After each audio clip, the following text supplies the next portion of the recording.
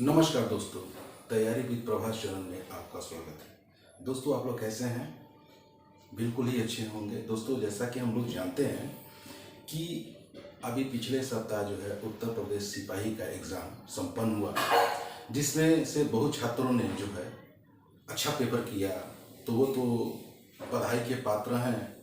और जिन छात्रों का आशा के अनुरूप पेपर नहीं सही हुआ है, तो वो बिल्कुल निराश ना हो, वो लगातार मेहनत करते रहें, निस्संदेह उन्हें सफलता मिलेगी। दोस्तों देखिए, सफलता एक दिन की नहीं होती है, इसको लगातार अथक परिश्रम करना पड़ता है, तब जाके जो है सफलता मिलती है।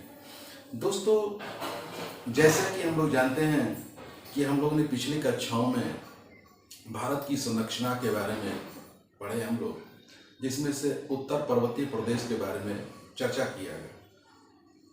उसी के आगे के क्रम में आगे बढ़ते हुए हम लोग देखेंगे कि उत्तर विशाल मैदान, ठीक है, जिसको हम लोग बोलते हैं कि सतलज गंगा ब्रह्मपुत्र का मैदान। जैसा कि आप लोग के थंबनेल में दोस्तों दिख भी रहा होगा, सतलज गंगा एवं ब्रह्मपुत्र का मैदान। दोस्तों, उत्तर विशाल मैदान ये बना कैसे? तो दोस्तों, इसमें आप लोग देखेंगे कि सतलज गंगा एवं ब्रह्मपुत्र नदी मिट्टी के रूप में लाकर जमा कर देती हैं, तो उसी वजह से जो है वो एक विशाल मैदान बन जाता है। अब चूंकि आपके दिमाग में ये होता होगा कि इसमें कौन कौन से भाग सम्मिलित हैं, तो मैं आपको बता दूं कि उत्तरी राजस्थान, पंजाब, हरियाणा एवं उत्तरी सीमा असम तक इसका सम्मिलित भाग है। अब रही विस्तार की बात, तो दोस्तों मैं आपको बता दूं, बांग्लादेश के गंगा ब्रह्मपुत्र मैदान तक इसके भाग सम्मिलित हैं, यानी जो बीच का भाग है वो मैदानी भाग है। आप लोग जान ही गए कि मैदानी भाग बना कैसा है। तो तमाम जो नदियां हैं, सतलज गंगा ब्रह्मपुत्र नदियां, वो अपने द्वारा काप मिट्टी को लाकर एक जगह जमा कर दी, यानी इकट्ठा कर दी। उसी से जो है कि मतलब एक विशाल मैदान बन गया।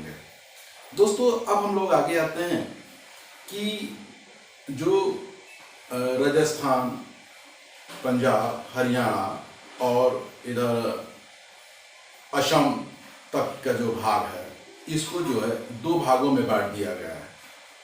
और बांटने का कार्य कोई और नहीं कर रहा है, ये अरावली पर्वत जो है इसको पश्चिम भाग और पूर्वी भाग में जल विभाजन का कार्य करती है। तो पश्चिम भाग में कौन से आता है? तो हम लोग जानते हैं कि पश्चिम भाग में आता है सिंधु का मैदान। दोस्तों, हम लोग जानते हैं कि जो सिंधु का मैदान है, तो दोस्तों भारत में सिर्फ सतलज का बेसिन ही है, ठीक है।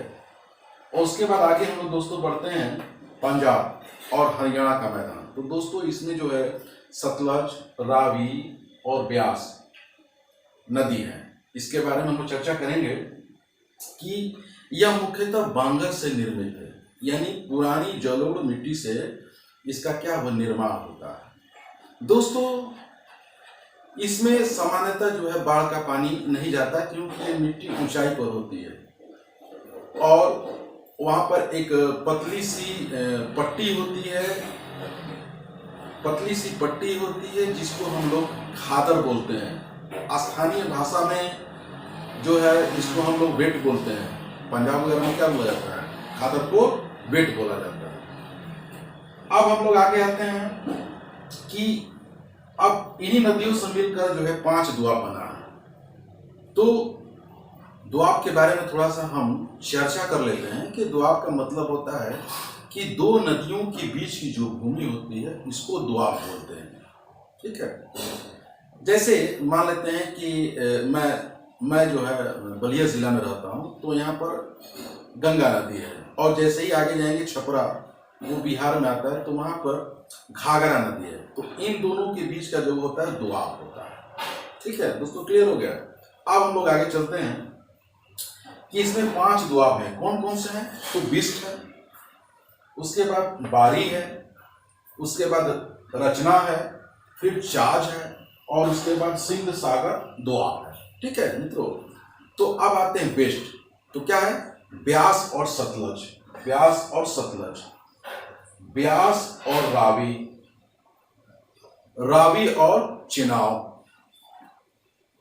और झेलम, और पांचवा दोस्तों आता है झेलम, चिनाब एवं सिंध। तो दोस्तों ये 5 दोआबों में बांट दिया गया है। अब आते हैं हम लोग राजस्थान का मैदान। दोस्तों हम लोग जैसा कि हम लोग जानते हैं कि जो राजस्थान का मैदान है, मैं बता दूं आपको कि जो राजस्थान का मैदान है उसका विस्तार अरावली पर्वत से भारत पाकिस्तान सीमा तक इसका विस्तार है, और अरावली पर्वत से ही लूनी नदी निकलती है जो कच्छ के रण में विलीन हो जाती है। दोस्तों ये तो क्लियर हो गया। अब हम लोग आगे चलते हैं कि यहाँ पर कुछ नमकीन झीलें भी हैं राजस्थान में, जैसे सांबर झील, डिडवाना झील, पचपतरा झील, ये नमकीन झील है।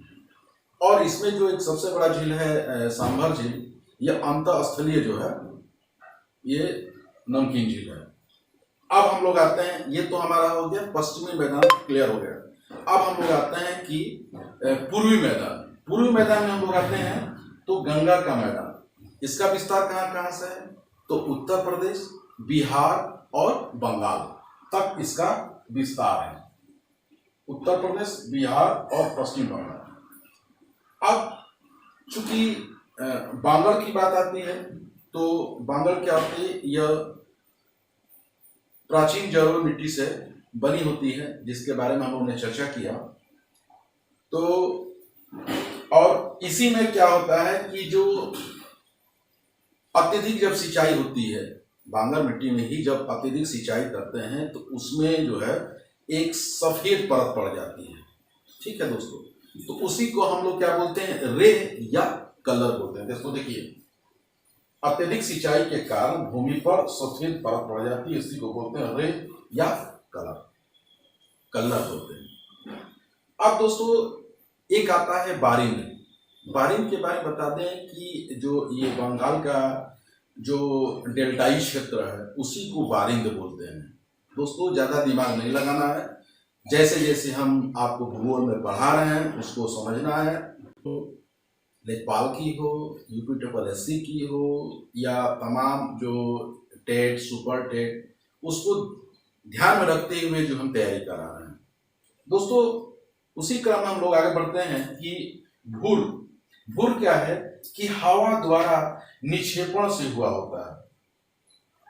अब खादर क्या है, तो खादर जो होता है ये आपका बहुत ही उपजाऊ होता है, क्योंकि दोस्तों जैसे ही आप पूर्वी उत्तर प्रदेश, बिहार और बंगाल में जाएंगे तो आप अमूमन यह पाएंगे कि वहां बाढ़ आता है, जिससे नवीन जलोढ़ मिट्टी का निर्माण होता है और वो मिट्टी बहुत ही उपजाऊ होती है। जैसे जैसे आप पूर्व साइड में जाएंगे तो ये बाढ़ प्रभावित इलाका होता है, तो ये काफी उपजाऊ होता है। दोस्तों अब हम लोग आगे चलते हैं कि अब बचता है ब्रह्मपुत्र का मैदान। जैसा दोस्तों कि हम लोग जानते हैं कि ब्रह्मपुत्र का जो मैदान है वो असम घाटी के नाम से भी जाना जाता है, और ये 80 किलोमीटर में ये फैला हुआ है, और यह एक पतला सा मैदान है।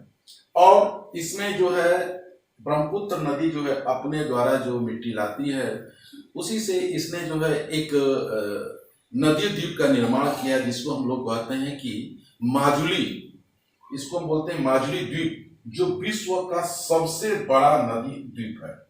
ठीक है दोस्तों अब इसको आप नोट डाउन भी कर सकते हैं, लिख सकते हैं। दोस्तों अगर आप लोगों को कहीं समझ में नहीं आ रहा है, दिक्कत हो रहा है, तो आप कमेंट के माध्यम से पूछ सकते हैं। इसको मैं नेक्स्ट वीडियो में भी बताऊंगा। दोस्तों और भी कोई प्रॉब्लम है तो आप हमसे सहयोग ले सकते हैं।